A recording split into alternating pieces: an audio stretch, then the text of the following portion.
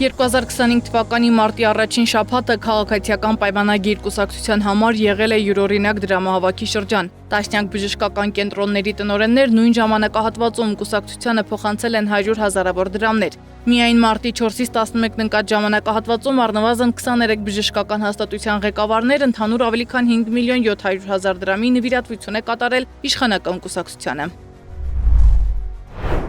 Հուսամ, որ դա բժշկական կազմակերպությունների տնօրենները իրենց գրպանից են արել, այլ ոչ թե բժշկական կենտրոնների բյուջեից, որովհետև եթե դա բյուջեից լինի, դա կլինի արդեն խորը քրեական գործի հիմք։ Ընդհանուր առմամբ 2025 թվականի ընթացքում առնվազն 31 բժշկական կենտրոնի ղեկավար ՔՊ-ին փոխանցել է մոտ 8 միլիոն դրամ։ Այդ կառույցներից 19 առողջապահության նախարարության ենթակայությամբ գործող հիմնարկներ են, մյուսները մարզային ենթակայության։ Ուշագրավ է ոչ միայն գումարների չափը, այլև փոխանցումների ժամանակագրությունը։ Մեստեղ եղել է հանձնարարական, ես կացացել եմ հոդվածը, որովհետև բոլորը նույն օրն են փոխանցումներ արել, եթե չեմ սխալվում։ Այսինքն եղել է հանձնարարական եւ հանձնարարականի հիման վրա եղել են փոխանցումներ։ Եվ եթե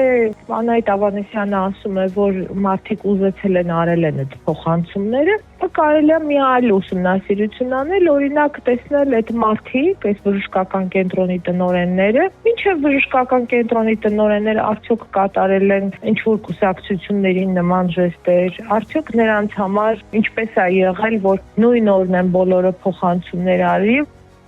Մարտի 4-ին եւ 5-ին նվիրատվություններ են կատարել Շիրակի մարզի մի շարք բուժհաստատությունների ղեկավարներ։ Հաջորդ օրը մարտի 6-ին արդեն կեսական միլիոն դրամ են փոխանցել հիվանդությունների վերահսկման եւ կանխարգելման ազգային ու քրեակատարողական բժշկության կենտրոնների տնօրենները։ Նույն օրը փոխանցումներ են իրականացրել նաեւ Աբովյանի, Հրազդանի, Վանաձորի եւ այլ բժշկական կառույցների ղեկավարներ։ Մարտի 7-ին նվիրատվությունների նոր ալիք է սկսվել ընդամենը 1 օրում, ավելի քան 1.5 միլիոն դրամ է փոխանցվել կուսակցությանը։ Այդ ցանկում են եղել Նաիրի բժշկական կենտրոնի, Ավան հոգեկան առողջության կենտրոնի, Չարենցավանի եւ այլ բուժհաստատությունների ղեկավարներ։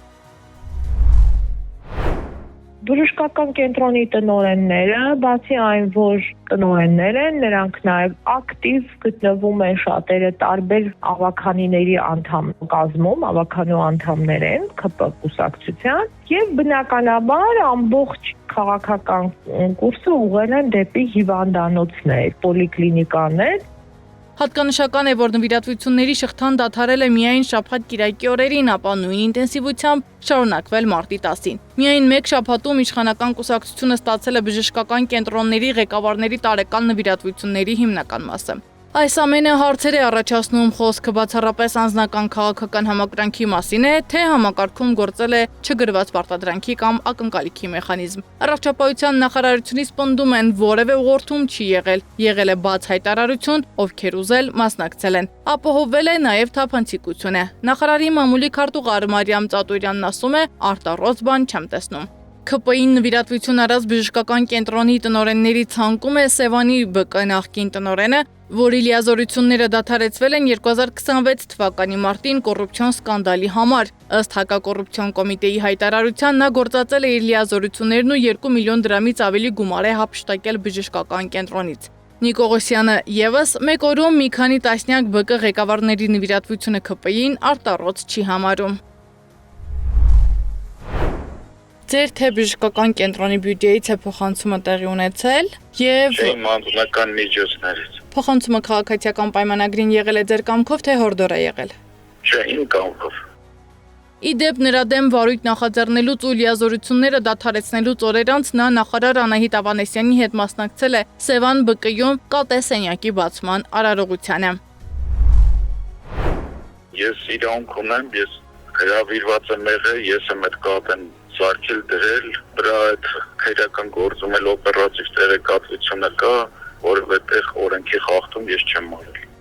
Մյուս նվիրատուն Մարտունու բժշկական կենտրոնի տնօրենն է, որը մասնակցում էր եկեղեցու դեմ արշավին։ Նա իր հարցազրույցներում չի հերքել, որ աջակցում է քաղաքացիական պայմանագիր կուսակցությանը։ Մասնագետների կարծիքով նման համաժամանակյա ակտիվությունը հատկապես պետական համակարգում միշտ էլ վարչական ազդեցության կասկածներ է առաջացնում, նույնիսկ եթե ուղիղ հրահանգի ապացույցներ չկան։ Սեդա Մակարյան, Նոնա Գևորգյան, ABC Media։